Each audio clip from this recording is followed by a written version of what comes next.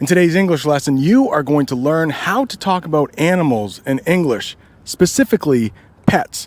Because today we are at an animal shelter and we are going to talk to some people who work here. In the United States, we are lucky enough to have something called animal shelters. If an animal doesn't have a home, they can come here to this shelter and hopefully they will get adopted.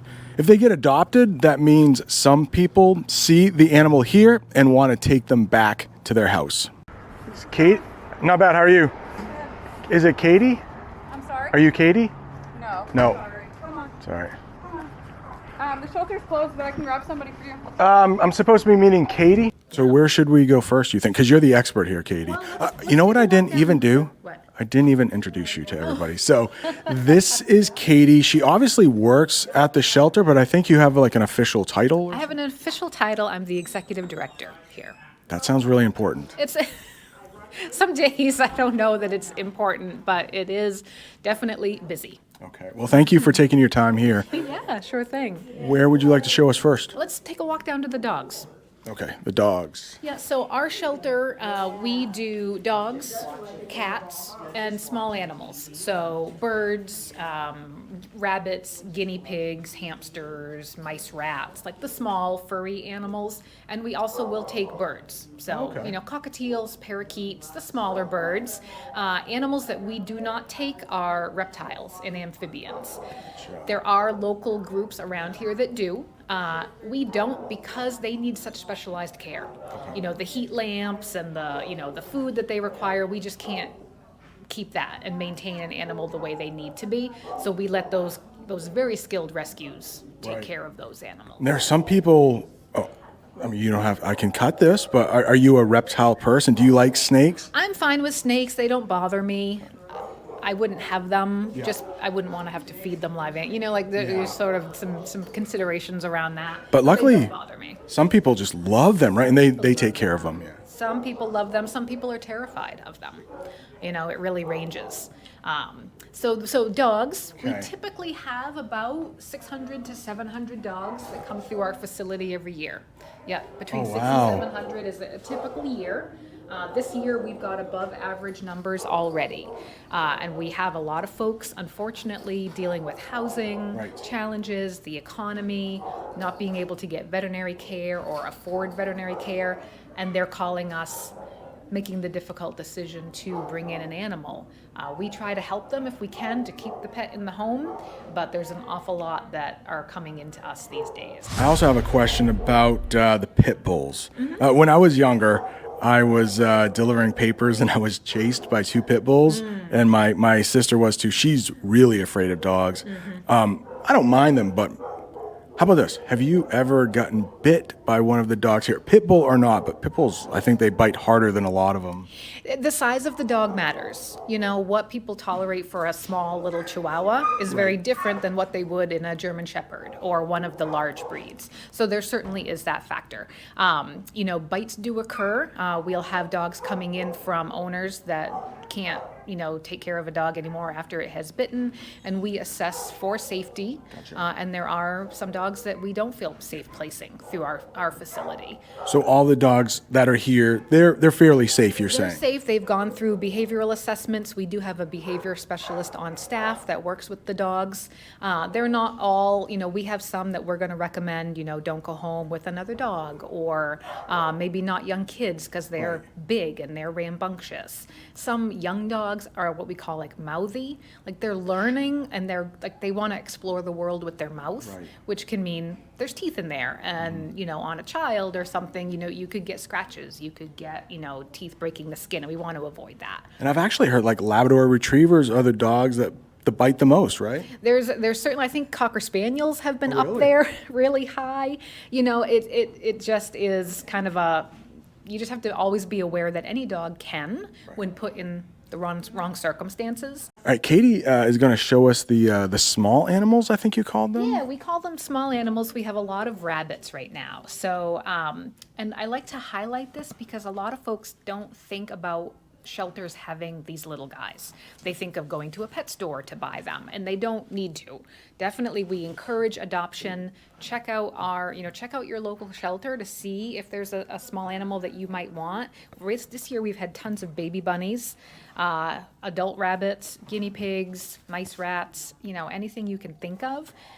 So think about adoption first and check out the shelters, because there may be a needy animal that would be loving to go home with you. Do you have a rat here currently? We don't have any rats here currently. No, just the rabbits and guinea pigs right now. And it looks like so they're closed here today, which is why. But there are a lot of people around. How many volunteers do you have on a daily basis, you think? We could have dozens on a daily basis coming in throughout the day, doing various roles. Big, small, doesn't matter. Every little bit helps. We have groups that come in, help us just sweep and clean the floors. Just staying on top of all those daily duties is amazing. I also want to ask you, are you a cat or a dog person? Or are you just an animal lover? I don't want to make you pick, but I have done other lessons where I've asked, are you a cat or a dog person? Is that going to be too controversial? I don't think it'll be controversial. I think most everyone who knows me knows that I am a bit more of a cat person. I do love dogs, and I've had dogs. I don't right now. Right now I've got 4 kitties. And yeah, I tend to be a cat person. Okay, and Katie's very busy, and it looks like somebody might need you maybe over there. It wasn't a secret. Hannah knows I'm a cat person too. Okay. So Yeah. Trying to get her to have more. Would you mind appearing on camera? Sure. Okay, your name? My name is Hannah. Hannah. So are you a cat person or are you a dog person? Honestly, I'm kind of both. Okay. I do have a dog and 2 cats, but Which one do you like the most? My dog is my lifesaver. Oh, So, really? yeah. Oh, very nice. What kind of a dog? So I got her from here. She was a transport dog. She's a Corgi Golden Retriever mix. Very corgi golden. So a short dog. But So long? she's like 40 pounds of just like fluff and sass. Oh, very nice. Yeah, with her short little legs, but she's got the hair of like a golden retriever. Oh, that's awesome. If possible, can you find my Facebook, or can you send me a picture of her? I'll put her on. Oh, for sure. What's her name? Maple. Maple. Huge shout out to today's sponsor, Link. I just filmed an English lesson and I'm taking a walk through the woods, and one of the things I love to do when I have a little time on my hands is use Link to listen to my Portuguese or my Italian. I have been using Link for over 3 years. I love taking YouTube videos, downloading them into Link, and studying the transcripts. You can even do it with my lessons. Link is the only app you need for translating, keeping track of the words you know in English, and listening just to the audio if you like. On the way to work, I open Link and listen to Portuguese audio. When I walk through the woods, I use Link to listen to Portuguese audio. If you want to see more about Link, check the description. There's a special offer down there for you. 35% off a year-long membership. Again, thanks so much to Link for sponsoring this video.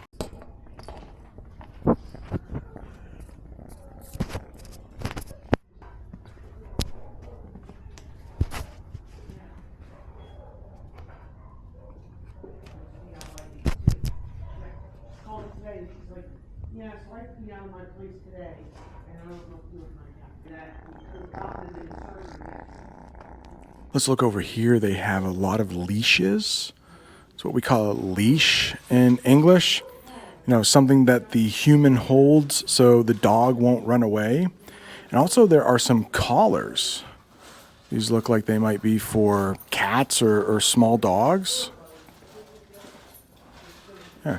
And the collars go around the animal's neck. What's this cat doing? I wonder if he likes me. Do you think? Nah, he doesn't care about me. What were you doing? This little cat was making a mess a minute ago. Look at that. I think that might be his kitty litter. I don't know if that's his food or no, that's his kitty litter so he can use the bathroom, but you were making a mess earlier, buddy. Oh, he's stretching. Stretching. Do you like this camera? Huge thank you to Katie for letting us come in here on a day off. Let's get outside. You know what? Before we sign off, let's talk about dog park, okay? I think some people are trying to come in and they don't realize it's it's closed today. But over here is a dog park. Look what they do over here. They have 2 dog parks. So this one is for small dogs only. So dogs under 30 pounds, they can play right here. And then if you come over here, large dogs over 30 pounds. Now that makes a lot of sense because you don't want little dogs playing with small dogs because maybe the big dogs will hurt the little dogs. Oh, and this might be closed too. Maybe that is why nobody is here. There is a padlock on the door. Wait, hang on. There's a padlock there, but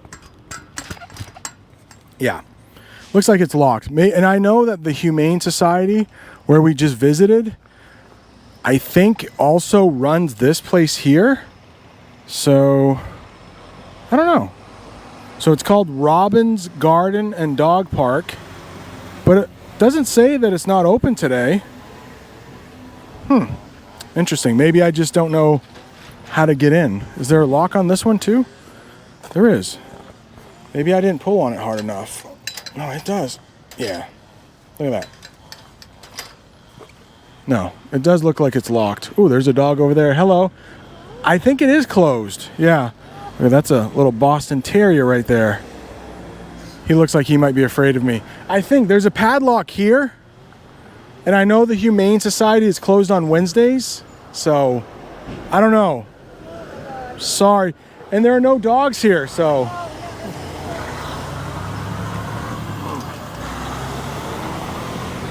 All right, well, that's too bad.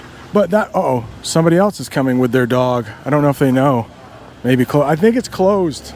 I don't work here or anything. I'm just doing a video, but I think it's closed. Oh, yeah, they closed. If they're not using it, I don't know. There's a padlock on the fence. Yeah, they close them for, until like probably 5 or 6. Oh, okay. You do YouTube videos? Yeah, I do. I do Yeah. too, man. Oh, no way. I do magnet fishing. Oh, really? Magnet fishing. What's your channel? Citizens magnet fishing. All right. If you're into magnet fishing, what is magnet fishing? You take a giant magnet, you throw it in the water, clean the metal up.